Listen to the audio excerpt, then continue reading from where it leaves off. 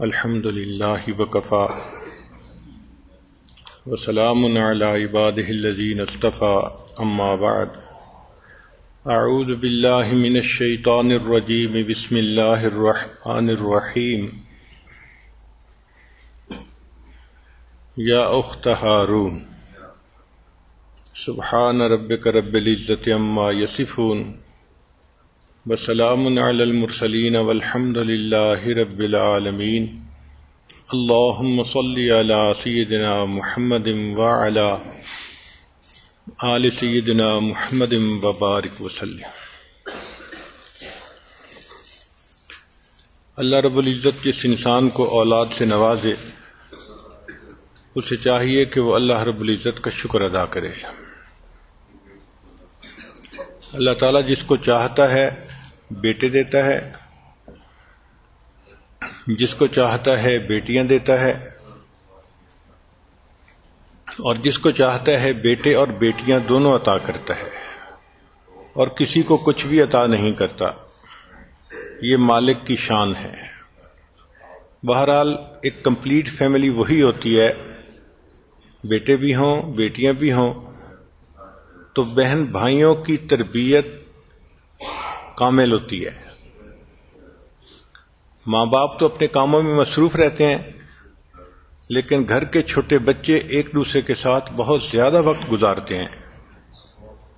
ماں باپ کی مثال تو ڈاکٹر کی طرح ہوتی ہے جو وارڈ کے اندر آئے، چکر لگایا اور چلے گئے، اور بچوں کی مثال نرسز کی طرح ہوتی ہے جو وارڈ میں ہی رہتے ہیں اور ان کا انٹریکشن زیادہ ہوتا ہے ایک دوسرے کے ساتھ۔ ریسرچ یہ ہے کہ 11 سال تک کی عمر کے بچے اپنا 33% ٹائم اکٹھا گزارتے ہیں، بہن بھائی۔ آپ بتائیں کہ 1/3 آف دی ٹائم ان کا اکٹھا گزرتا ہے، اور 14 سے 17 ایئر ایج کے بچے 14 سے 17 آورز پر ویک اکٹھا گزارتے ہیں۔ ایک ویک میں اتنا ٹائم ان کا اکٹھا گزرتا ہے۔ یہ بچے آپس میں کھیلتے بھی ہیں، لڑتے جھگڑتے بھی ہیں، تھوڑی دیر میں لڑائی ہوتی ہے، پھر تھوڑی دیر میں دوست بھی بن جاتے ہیں۔ چنانچہ 2 to 4 ایئرز کے بچے ہر 10 منٹ میں ایک مرتبہ کلیش کرتے ہیں ایک دوسرے سے، اور 4 to 7 ایئرز کے بچے وہ ہر 20 منٹ کے بعد ایک دوسرے سے کلیش کرتے ہیں۔ مگر اللہ نے ان کو ایسی طبیعت دی ہوتی ہے کہ وہ جلدی اس کنفلکٹ کو ریزالو بھی کر لیتے ہیں۔ یہ ایسے کہ ایک یونیورسٹی کی ریسرچ ہے کہ those boys who have sisters are more nicer and giving, these boys have less negative emotions, they have no fear, sisters make you more loud. جن بھائیوں کی بہنیں ہوتی ہیں وہ بہنیں اپنے بھائیوں کو پیار دیتی ہیں، تو ان بچوں کو یہ احساس ملتا ہے کہ ہم اہم ہیں اور ہم سے محبت کی جا رہی ہے۔ اوہایو یونیورسٹی کی ریسرچ یہ ہے کہ with every sibling chances of divorce reduce, جتنا بچے ہوتے جاتے ہیں اتنا ڈائیورس کے چانس ریڈیوس ہوتے جاتے ہیں۔ اس کی مثال یوں سمجھیں کہ جیسے درخت کی جڑیں ہوتی ہیں، ایک جڑ ہو تو درخت کمزور ہوتا ہے، 2 جڑیں ہوں تو نسبتاً مضبوط ہوتا ہے، اور 3 جڑیں ہوں تو اور مضبوط۔ جتنا جڑیں بڑھتی جائیں گی اتنا درخت مضبوط ہوتا جائے گا۔ اسی طرح فیملی میں جتنے بچے ہوتے ہیں اتنا فیملی کی بنیادیں مضبوط ہوتی ہیں، سیپریشن اور ڈائیورس کے ریٹ کم ہو جاتے ہیں۔ چنانچہ UK کی یونیورسٹی نے ریسرچ کی کہ sister makes you more communicative. جن بھائیوں کی بہن ہوتی ہے وہ بچے کمیونیکیشن سکل زیادہ سیکھتے ہیں، کیونکہ بہن کے اندر کمیونیکیشن سکل زیادہ ہوتے ہیں، تو یہ چیز بھائیوں میں بھی ٹرانسفر ہو جاتی ہے۔ ٹیکساس یونیورسٹی کی ریسرچ یہ ہے کہ boys who have sisters are more empathetic, ان میں ایمپتھی آ جاتی ہے، وہ اپنی بہن کے ساتھ ہمدردی کا اظہار کرتے ہیں مشکل اوقات میں۔ چنانچہ ٹیکساس یونیورسٹی کی یہ ریسرچ ہے کہ boys after sisters are achievers, کہ جہاں بہن کے بعد بھائی پیدا ہوتا ہے تو یہ بچہ بڑا اچیور بنتا ہے. اس کی وجہ یہ کہ اس کو بہن کا ساتھ ملتا ہے. بہن کے اندر کچھ کوالٹیز ہونی چاہیے. سب سے پہلی لو اینڈ کمپیشن، اس کے اندر محبت ہونی چاہیے، ہمدردی ہونی چاہیے. چنانچہ بہنوں کو چاہیے کہ بھائیوں کے ساتھ محبت، پیار، ہمدردی کے ساتھ رہیں. نبی علیہ الصلوۃ والسلام کی ایک رضائی بہن تھی جس کا نام تھا شیما. یہ حلیمہ سعدیہ کی بیٹی تھی اور عمر میں بڑی تھی، تو یہ اللہ کے پیارے حبیب صلی اللہ علیہ وسلم کو اٹھاتی تھی اور لوری پڑھا کرتی تھی، ربنا ابق لنا محمدا، اے اللہ ہمارے لیے محمد کو باقی رکھنا. جیسے ہم کہتے ہیں نا تمہاری عمر دراز ہو، تم سلامت رہو، زندہ رہو، تو گویا یہی الفاظ وہ کہہ رہی تھی کہ اللہ اس محمد کو ہمارے لیے سلامت رکھنا، باقی رکھنا. چنانچہ جب ان کے قبیلے پر مسلمانوں کو فتح حاصل ہوئی تو اللہ نے مسلمانوں کو بہت مال غنیمت عطا کیا. اس قبیلے کے قیدی پکڑ کر مدینہ طیبہ لائے گئے، قیدی پکڑ کر نبی علیہ السلام کے پاس لائے گئے. ایک صحابی آئے اور انہوں نے آ کر کہا کہ اللہ کے حبیب صلی اللہ علیہ وسلم، ایک عورت باہر کھڑی ہے اور وہ کہتی ہے کہ میں آپ کے پیغمبر اسلام سے ملنا چاہتی ہوں، میں ان کی بہن ہوں. تو ابتدا میں نبی علیہ السلام نے فرمایا کہ میں تو عبداللہ کا ایک ہی بیٹا ہوں، میری کوئی بہن نہیں تھی. پھر نبی علیہ السلام نے فرمایا کہ اچھا اس عورت کو میرے پاس بلاؤ. چنانچہ جب اس عورت کو بلایا گیا تو اس نے کہا کہ میں آپ کی بہن شیما ہوں. تو نبی علیہ السلام نے فرمایا کہ تمہارے پاس کیا ثبوت ہے کہ تم میری بہن ہو؟ اس نے کہا کہ جب آپ چھوٹے بچے تھے تو ایک موقع پہ میں آپ کے ساتھ پیار محبت کر رہی تھی تو آپ کو میں نے اریٹیٹ کر دیا، اور اریٹیٹ ہونے کے بعد آپ نے دانتوں سے میرے جسم پر کاٹا تھا. چھوٹے بچے کے جب نئے نئے دانت آتے ہیں تو ان میں انگلی آ جائے، کوئی پینسل آ جائے، وہ ہر چیز کو کاٹتا ہے. تو اس عمر میں نبی علیہ السلام نے اپنی بہن شیما کو کاٹا تھا اور اس کے جسم پر اس کے نشان تھے.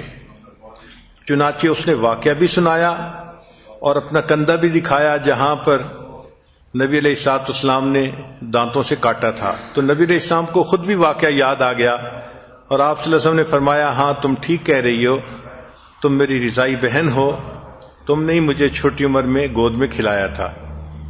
پھر اللہ کے حبیب صلی اللہ علیہ وسلم نے اپنی بہن کا بڑا اکرام کیا. حدیث پاک میں آتا ہے نبی علیہ السلام نے اپنی چادر زمین پر بچھا دی اور شیما سے کہا کہ شیما اس چادر کے اوپر بیٹھو. یعنی نبی علیہ السلام نے اپنے عمل سے ثابت کر دیا کہ بھائی اپنی بہنوں کا یوں اکرام کیا کرتے ہیں کہ اپنی چادر بچھا کر بہن کو کہا کہ اس چادر کے اوپر آپ بیٹھیں.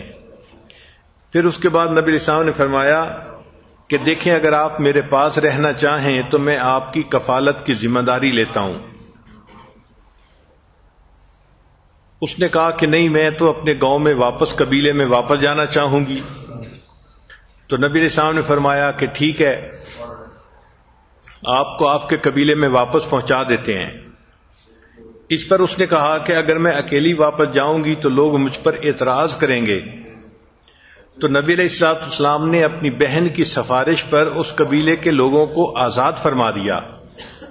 پھر اپنی بہن کو بہت ساری بکریاں اور بہت ساری چیزیں ہدیہ میں دیں اور 2 صحابہ کی ذمہ داری لگائی کہ وہ جائیں اور شیما کو اپنے گھر بحفاظت پہنچا کے آئیں. تو نبی علیہ الصلوۃ والسلام کے اس عمل نے ثابت کر دیا کہ بھائی اپنی بہنوں کا کتنا خیال کرتے ہیں، ان کا کتنا اکرام کرتے ہیں، ان کو عزتیں دیتے ہیں دنیا کے اندر. بہنوں کے دلوں میں بھائیوں کی محبت ایک ضروری چیز ہے، ایک یقینی چیز ہے۔ اسی لیے ہمارا بھی یہ تجربہ ہے، کوئی عورت ٹیلی فون پہ بات کرے تو سب سے پہلے تو اپنی فیملی کے لیے دعا کروائے گی، خامند کے لیے، بچوں کے لیے، اپنے لیے، اور جیسے ہی وہ دعا کریں گے تو دوسری دعا میں کہے گی کہ میرے بھائی کے لیے بھی دعا کریں۔ اتنی کثرت سے یہ بات ہوتی ہے کہ اس سے اندازہ ہوتا ہے کہ عورت کے دل میں اپنے بھائی کی محبت کتنی گہری ہوتی ہے۔ فوراً اسے بھائی کی تکلیفیں یاد آتی ہیں اور وہ اس کے لیے دعا کروا رہی ہوتی ہے۔ چنانچہ سیدنا حمزہ رضی اللہ تعالیٰ عنہ نبی علیہ السلام کے چچا تھے، جب جنگ احد میں وہ شہید ہوئے تو جب جنگ ختم ہو گئی تو مسلمان لوگ اپنے اپنے رشتہ داروں کی لاشوں کو دیکھ رہے تھے۔ نبی علیہ الصلوۃ والسلام نے سیدنا حمزہ رضی اللہ عنہ کو دیکھا تو ان کے تو اعضائے جسمانی کو کاٹ کے ہندہ نے اپنے گلے میں ہار پہن لیا تھا، اس لیے حضرت حمزہ رضی اللہ عنہ کی لاش جو ہے اس کو دیکھا نہیں جاتا تھا، آنکھیں نکال لی گئی تھیں، کان کاٹ دیے گئے تھے۔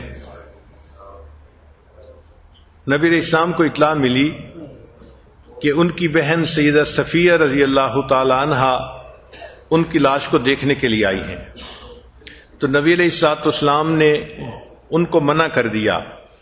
مقصد یہ تھا کہ عورت کمزور دل ہوتی ہے، جب وہ اپنے بھائی کو اس حال میں دیکھے گی تو شاید یہ غم برداشت نہیں کر سکے گی۔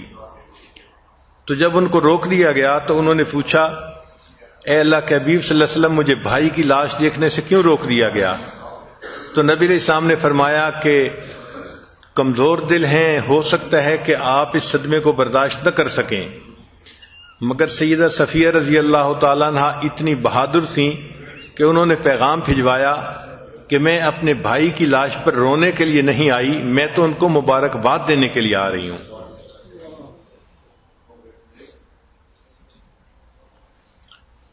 تو یہ بہن بھائی کی محبت کا تعلق یہ ایک فطری چیز ہے۔ چنانچہ سید عائشہ صدیقہ رضی اللہ تعالی عنہا کے بھائی عبداللہ ابن ابو بکر رضی اللہ تعالی عنہ کی جب وفات ہوئی تو ام المؤمنین عائشہ رضی اللہ تعالی عنہا نے اس کے اوپر مرثیہ لکھا، اشعار لکھے۔ ان میں سے ایک شعر کا ترجمہ بنتا ہے، اے بھائی، ہم دونوں ایک مدت تک جزیمہ کے دونوں ہم نشینوں کی طرح ساتھ رہے، یہاں تک کہ لوگوں نے کہا کہ ان میں کبھی جدائی نہیں ہوگی، لیکن جب جدائی ہوئی تو ایسی کہ گویا ہم نے اور مالک نے باوجود طویل ملاقات کے ایک رات بھی ساتھ نہیں بسر کی تھی۔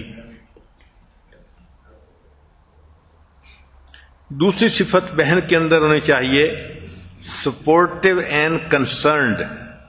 بہن کو ہمیشہ سپورٹو ایٹیٹیوڈ رکھنا چاہیے اور بھائیوں کے ساتھ اس کو کنسرن رہنا چاہیے۔ الگ تھلگ ہو کے رہنا یہ اچھا نہیں ہوتا۔ چنانچہ حضرت عمر رضی اللہ تعالیٰ عنہ کو جب احساس ہوا کہ مسلمان بہت بڑھ رہے ہیں، یہ خود ابھی مسلمان نہیں ہوئے تھے، تو انہوں نے ایک دن سوچا کہ کیوں نہ میں مسلمانوں کے پیغمبر علیہ الصلوۃ والسلام ہی کو جا کر شہید کر دوں، نہ رہے گا بانس نہ بجے گی بنسری۔ چنانچہ انہوں نے تلوار لی اور تلوار لے کر نبی علیہ الصلوۃ والسلام کے پاس آنے کے لیے چل پڑے۔ راستے میں حضرت سعید رضی اللہ عنہ ایک صحابی تھے، ان سے ملاقات ہو گئی۔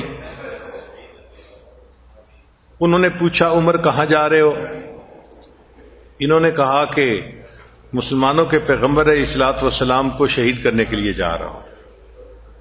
تو حضرت سعید رضی اللہ عنہ نے ان کو کہا کہ تم پہلے اپنے گھر کی خبر تو لے لو، تمہاری تو بہن اور بہنوئی مسلمان ہو چکے ہیں۔ حضرت عمر رضی اللہ عنہ کے لیے یہ بڑی عجیب سی خبر تھی، طبیعت کے اندر غصہ بھر گیا اور یہ راستہ بدل کے اپنے بہن کے گھر کی طرف چل پڑے۔ جب بہن کے گھر پہنچے تو اس وقت ان کی بہن اور بہنوئی قرآن پاک کی کچھ آیات پڑھ رہے تھے۔ آواز تو انہوں نے سن لی، دروازہ کھٹکھٹایا دروازہ کھٹکھٹانے سے بہن کو بھی اندازہ ہو گیا کہ عمر رضی اللہ عنہ آئے ہیں.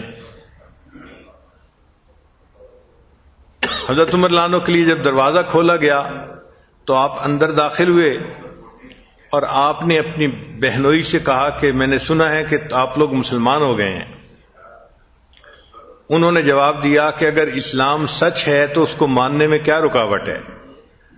تو عمر رضی اللہ عنہ کو بڑا غصہ آیا اور انہوں نے اپنے بہنوئی کو مارنا پیٹنا شروع کر دیا. جب بہنوئی کو مارنا پیٹنا شروع کیا تو بہن آ گئی اور بہن آ کر کھڑی ہوئی تو عمر رضی اللہ عنہ کو اتنا غصہ تھا انہوں نے بہن کے بھی ایک تھپڑ لگا دیا. وہ عورت ذات تھی، جب تھپڑ لگا تو آنکھوں میں آنسو آ گئے، مگر ان کے اندر ہمت اتنی تھی، قوت اتنی تھی، اعتماد اتنا تھا کہ انہوں نے آگے سے جواب دیا، عمر جس ماں کا دودھ تو نے پیا ہے اسی ماں کا دودھ میں نے پیا ہے. تم میرے جسم سے جان تو نکال سکتے ہو، میرے دل سے ایمان کو نہیں نکال سکتے. اب ایک بہن کی یہ بات اتنی مضبوط تھی کہ دل کے اوپر اثر کیا اس نے.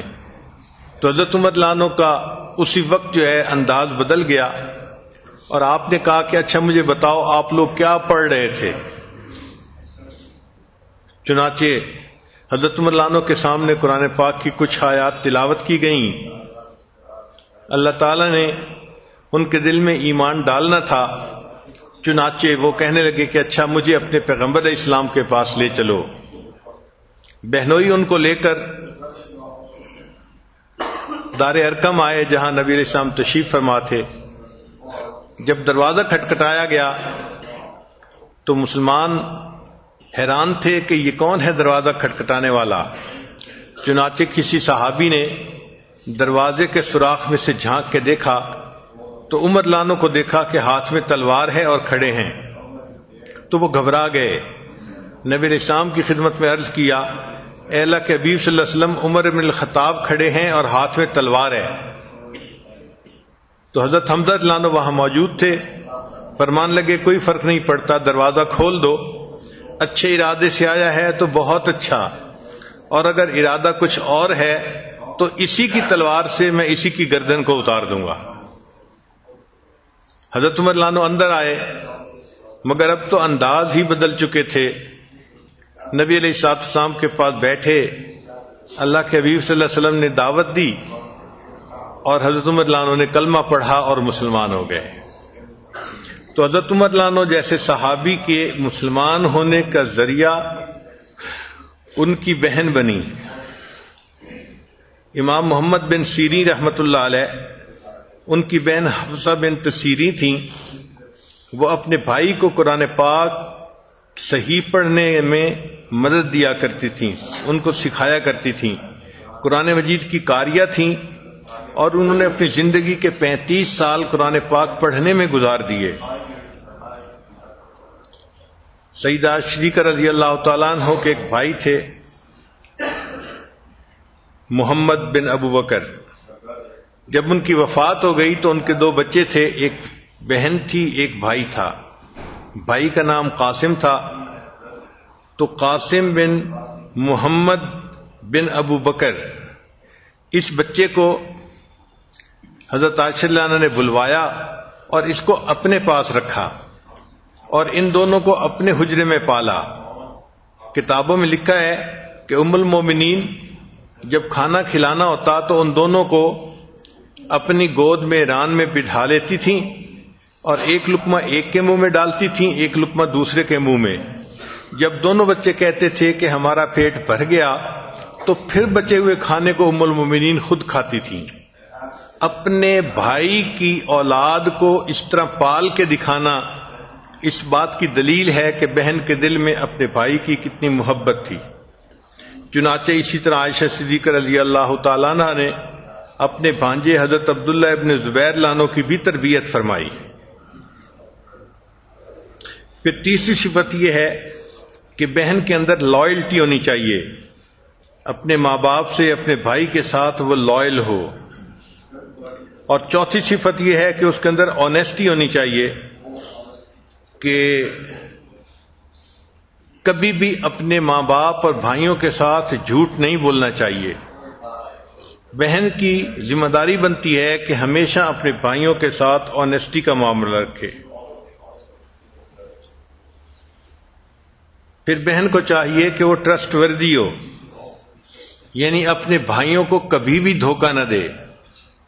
جو بھائیوں نے، ماں باپ نے اس کے اوپر ٹرسٹ کیا ہے اس کو کبھی بھی نہ ختم کرے۔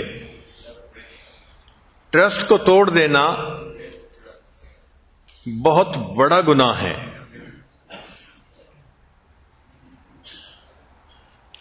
اسی لیے جب بہنوں سے کوئی کمزور حرکت ہو جاتی ہے تو اس کا بلیم صرف اس کی ذات تک نہیں رہتا بلکہ اس کے بھائی اور اس کے ماں باپ تک جاتا ہے۔ قرآن مجید کی جو آیت شروع میں جس کے چند الفاظ تلاوت کیے گئے اس میں یہی ہے کہ بی بی مریم جب اپنے بیٹے کو لے کے آئیں قوم کی طرف تو انہوں نے کہا یا اخت ہارون، اے ہارون کی بہن، ما کان ابوک امرأ سوء، تمہارا باپ بھی کوئی بدکار نہیں تھا، وما کانت امک بغیہ، اور تمہاری ماں بھی بدکار نہیں تھی۔ اگر تمہارے ماں باپ اور تمہارا بھائی برا نہیں تھا تو تم کیسے ایسی بن گئیں کہ کماری عمر میں تم اپنے بچے کو لے کے یہاں آئی ہو؟ اس سے پتہ چلتا ہے کہ بہنوں اور بیٹیوں کے اس قسم کی کوتاہیاں پورے خاندان کے لیے بدنامی کا سبب بن جاتی ہیں۔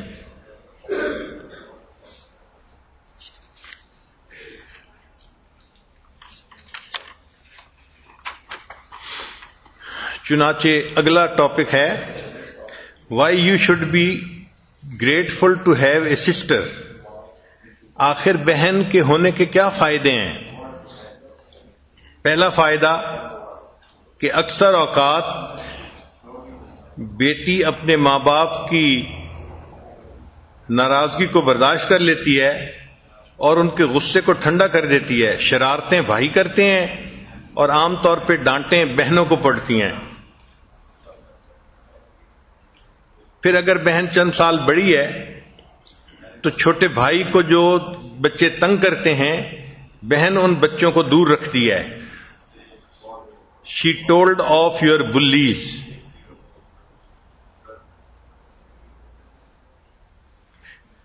پھر بھائی کے گرو اپ کرنے میں بہن ہمیشہ مدد کیا کرتی ہے اور کئی مرتبہ بھائی کی سٹڈیز میں بھی بہن اس کی مدد کرتی ہے۔ میری دو بڑی بہنیں تھیں، ایک کے ساتھ عمر کا فرق زیادہ تھا، وہ عمر میں کوئی 8-10 سال بڑی تھیں، تو ان کو میں آپا کہتا تھا، اور دوسری بہن کوئی 4-5 سال بڑی تھیں، ان کو میں باجی کہتا تھا۔ باجی کے ساتھ اسکول کا کام کرنا، مل کے کھانا کھانا، کھیلنا، یہ سب کام ہوتے تھے۔ بڑی بہن تو والدہ کی طرح تھیں، وہ مجھے نہلاتی تھیں، کپڑے بدلتی تھیں اور میرا ویسے خیال رکھتی تھیں، لیکن چھوٹی بہن تو میری بہترین دوست کی طرح تھیں۔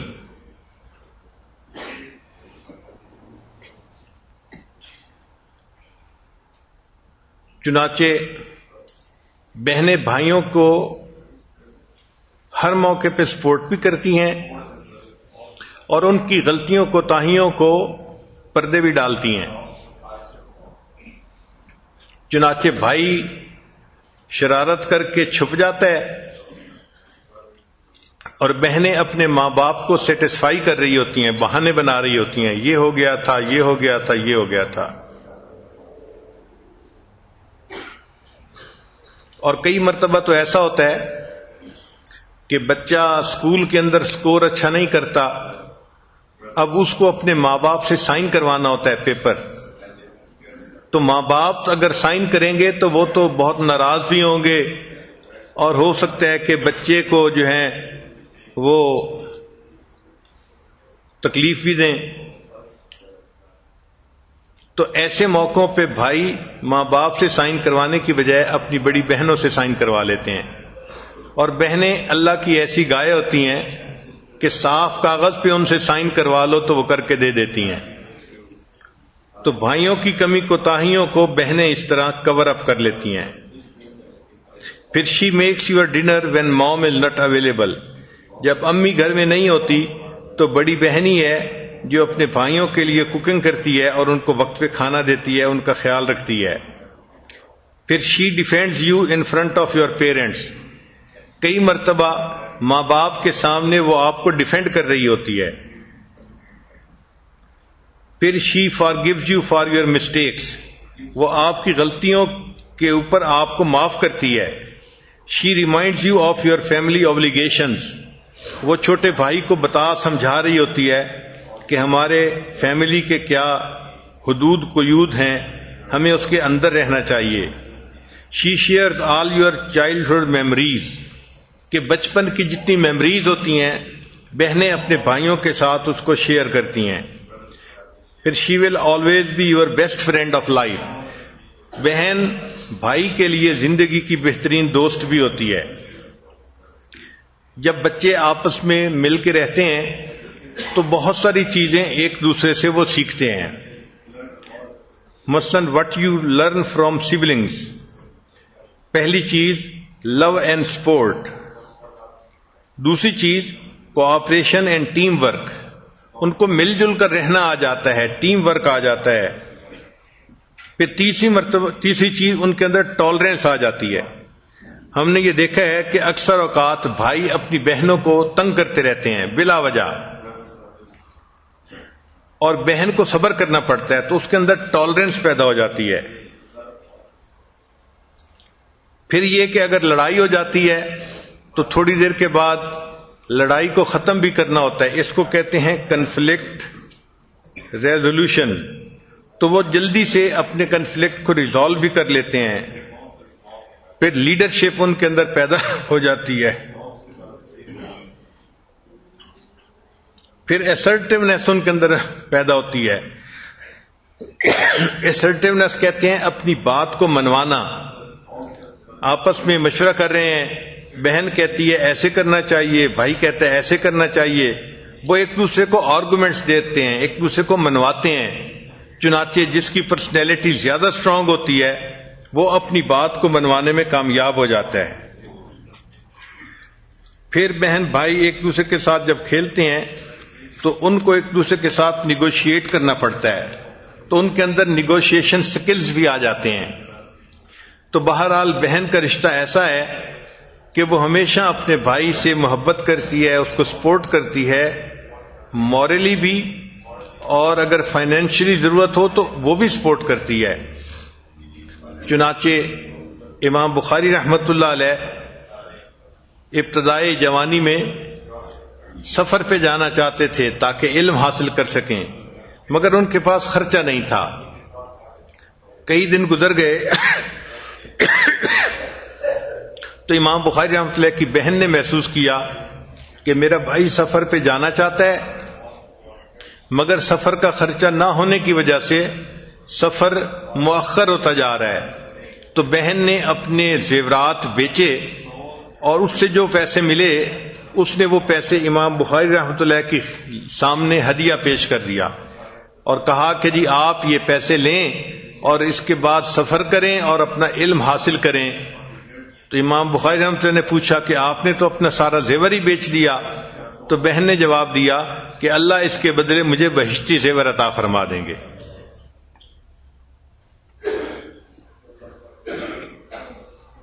ایک حاکم نے 3 آدمیوں کو پکڑا.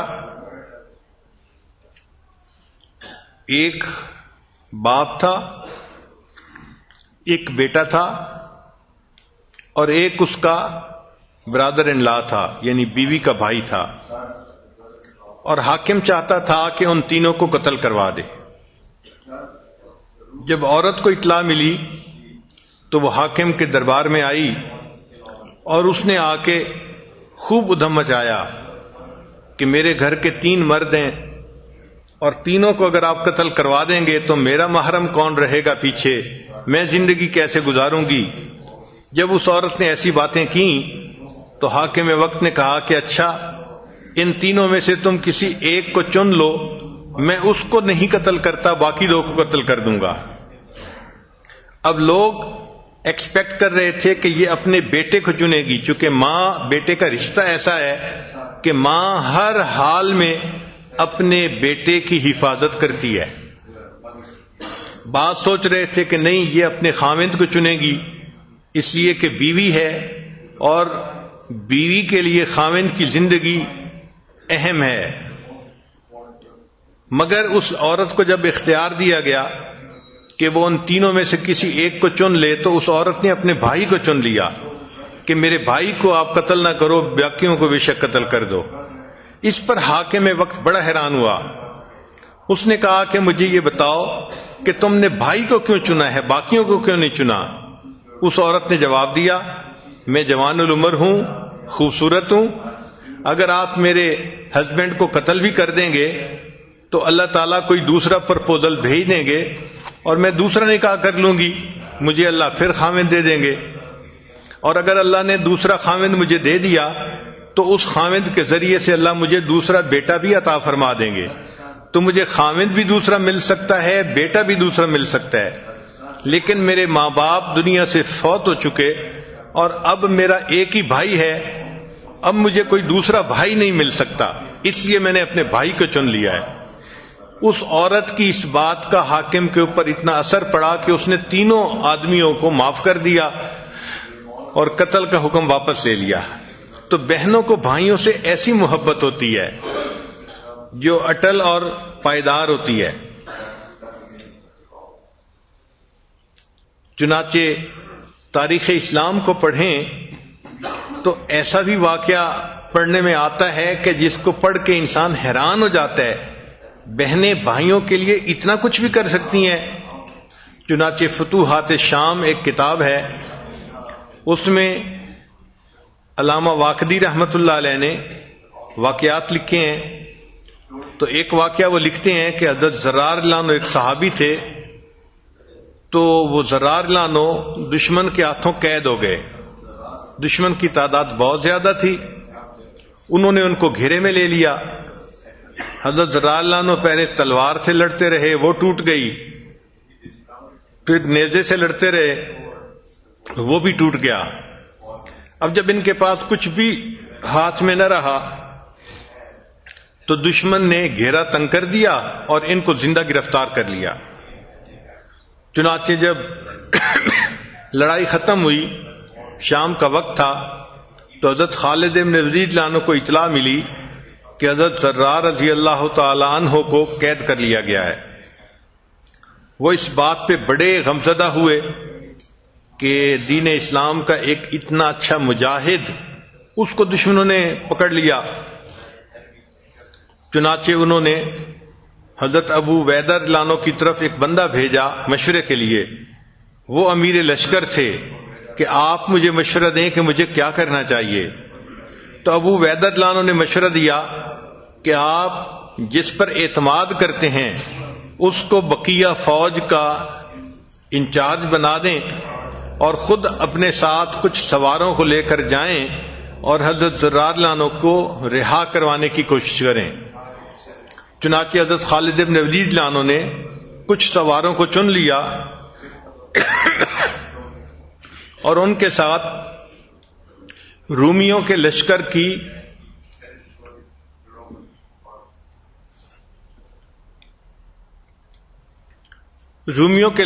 کو چیز کیا۔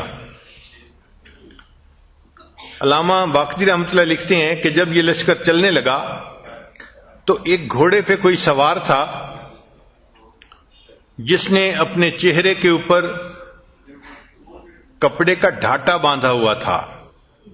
عرب لوگ جب دھوپ میں نکلتے تھے تو اکثر اپنے آنکھوں کے علاوہ باقی چہرے کے اوپر کپڑا ڈال لیتے تھے، اور اس نے اپنی زیرہ جو پہنی ہوئی تھی اس کے اوپر ایک کپڑا پہنا ہوا تھا اور ایک سبز پٹکا اس نے اپنی کمر میں باندھا ہوا تھا، اور اس پٹکے کو اس نے اپنے سینے اور کمر پر اس طرح ڈالا ہوا تھا کہ اس کے جسم کی ساخت کا پتہ نہیں چلتا تھا۔ اس کے ہاتھ میں ایک چمکدار نیزہ تھا۔ اور وہ کبھی گھوڑے پر سوار ایک طرف جاتا کبھی دوسری طرف. جس مہارت کے ساتھ وہ گھوڑے کو بھگا رہا تھا، چلا رہا تھا، تو دیکھنے والے لوگ حیران ہو رہے تھے کہ یہ کون نوجوان ہے عرب کا جو گھوڑے کی سواری کا اتنا ماہر ہے. حضرت خالد رضی اللہ عنہ جب چلے تو یہ سوار بھی آگے آگے تھا. اللہ کی شان، راستے میں ایک جگہ پر پہنچے جہاں پر دشمن کا لشکر موجود تھا، تو انہوں نے وہاں جا کر حملہ کیا. حضرت خالد رضی اللہ عنہ نے دیکھا کہ وہ جو نوجوان آگے تھا اس نے اپنا گھوڑا دشمن کی صفوں کے اندر گھسا دیا اور نیزے کے ساتھ وہ اپنے دشمنوں کے ساتھ مقابلہ کر رہا تھا، حتیٰ کہ مقابلہ کرتے کرتے وہ دشمن کی صفوں کے اندر گم ہو گیا. حضرت خالد رضی اللہ عنہ کو بڑی حیرانی ہوئی کہ یہ نوجوان کیسے واپس آئے گا زندہ. مگر تھوڑی دیر کے بعد انہوں نے دیکھا کہ وہ اپنا گھوڑا بھگاتے ہوئے پھر واپس آ گیا. اب حضرت خالد رضی اللہ عنہ نے فیصلہ کیا کہ میں اس کے ساتھ مل کر دشمن سے لڑتا ہوں. چنانچہ جب خالد رضی اللہ عنہ نرغے میں آتے تو وہ نوجوان ان کو دشمن سے بچاتا، اور جب وہ نوجوان نرغے میں آتا تو حضرت خالد رضی اللہ عنہ اس کو بچاتے. اللہ تعالیٰ نے مسلمانوں کے ساتھ مدد فرمائی اور دشمن جو تھے وہ بھاگے وہاں سے. حضرت خالد رضی اللہ عنہ نے اپنے ساتھیوں کو اکٹھا کیا اور اس کے بعد آپ نے اس نوجوان سوار سے پوچھا کہ آپ کون ہیں، کہ آپ کی بہادری کو دیکھ کے میرا دل بہت حیران ہوا ہے، خوش ہوا ہے. مگر اس سوار نے آگے سے کوئی جواب نہیں دیا. باقی لشکر کے لوگ بھی بڑے حیران تھے کہ امیر لشکر کسی سے سوال پوچھیں اور وہ آگے اس کو اگنور کرے، یہ کیسے پاسبل ہے.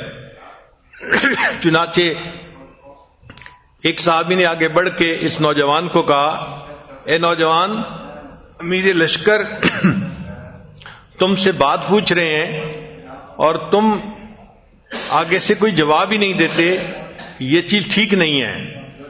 تو جب ان کو بار بار کہا گیا تو اس وقت ایک نسوانی آواز آئی اور اس سوار نے بتایا کہ میں تو خولہ ہوں، زرار لانو کی بہن ہوں.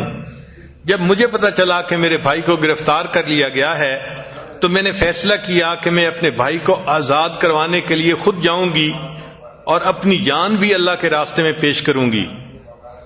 حضرت خالد رضی اللہ عنہ بڑے حیران ہوئے. انہوں نے فرمایا کہ خولہ، آپ نے مجھے پہلے کیوں نہیں بتایا؟ تو خولہ رضی اللہ عنہ نے کہا، میں عورت ذات تھی، اگر میں پہلے پوچھتی تو آپ مجھے منع کر دیتے، اس لیے میں ساتھ آ گئی. اب بھائیوں پہ جب مصیبتیں بنتی ہیں تو بہنیں ہی کام آتی ہیں.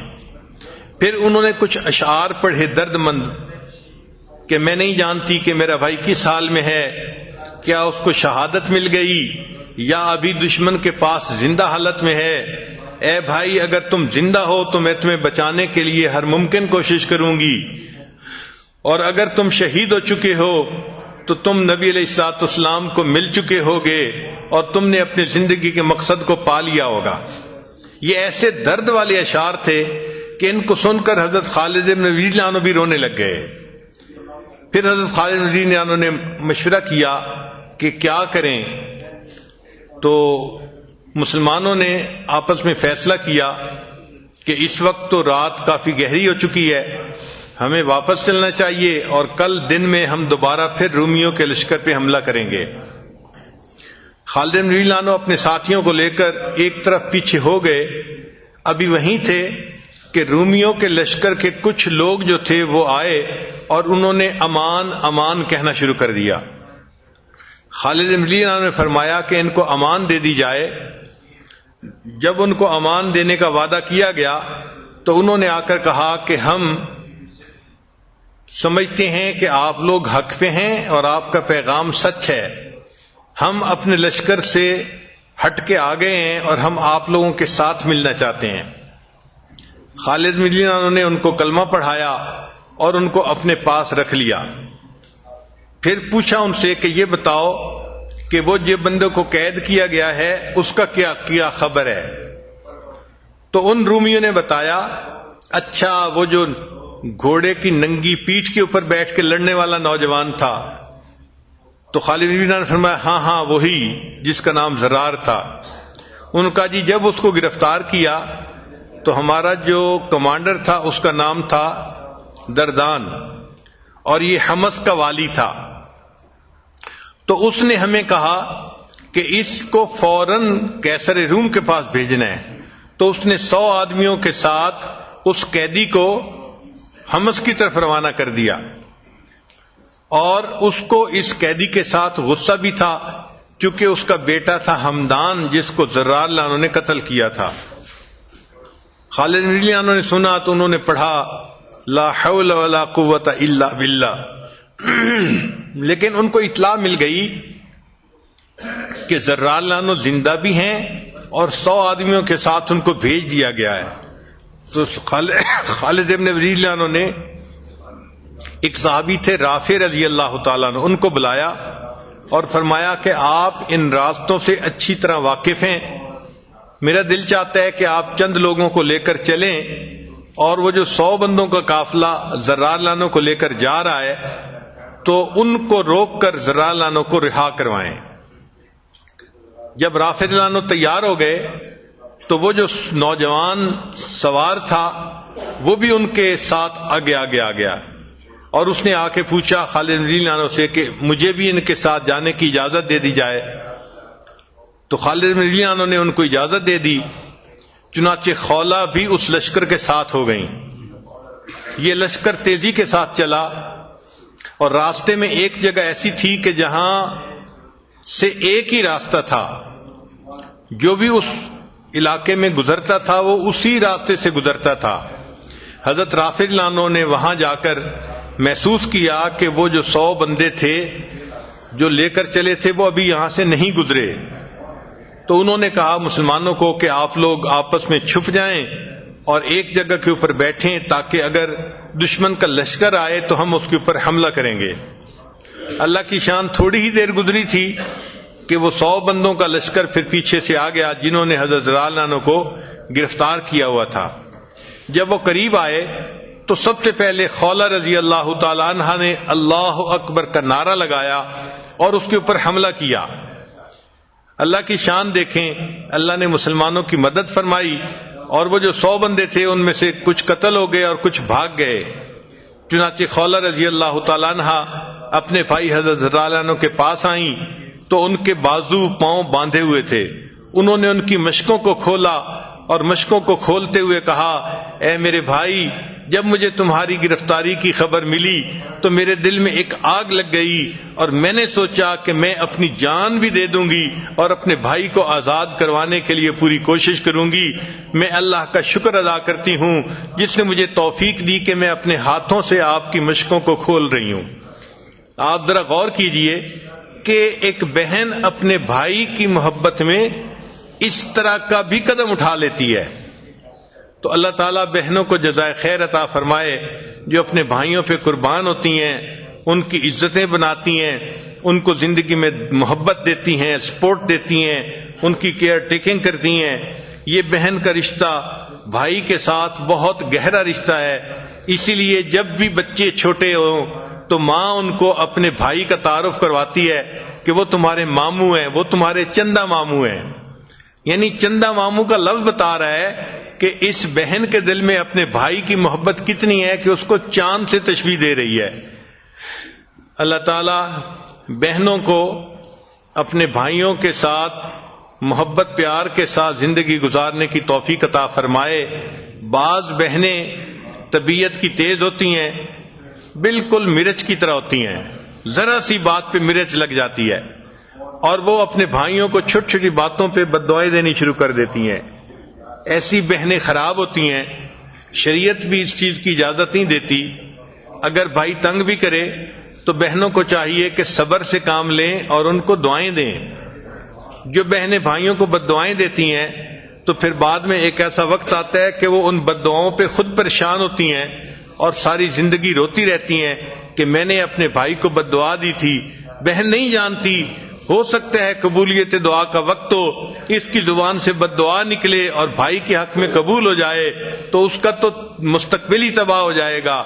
اس لیے بہنوں کی خدمت میں گزارش ہے کہ بھائیوں کی ان بے اعتدالیوں پر صبر کر لیا کریں اور ان کو کبھی بھی بد دعا نہ دیں، ہمیشہ دعائیں دیں، محبت پیار دیں، عزت قدر کریں۔ ایک دن کا بھائی ہو تو بہن کے لیے وہ بھی سر کا سایہ ہوتا ہے، باپ کی مانند ہوتا ہے۔ اللہ تعالی ہمیں گھروں کے اندر الفت و محبت کے ساتھ نیکی تقوی کی زندگی گزارنے کی توفیق عطا فرمائے۔ وآخر دعوانا ان الحمد للہ رب العالمین۔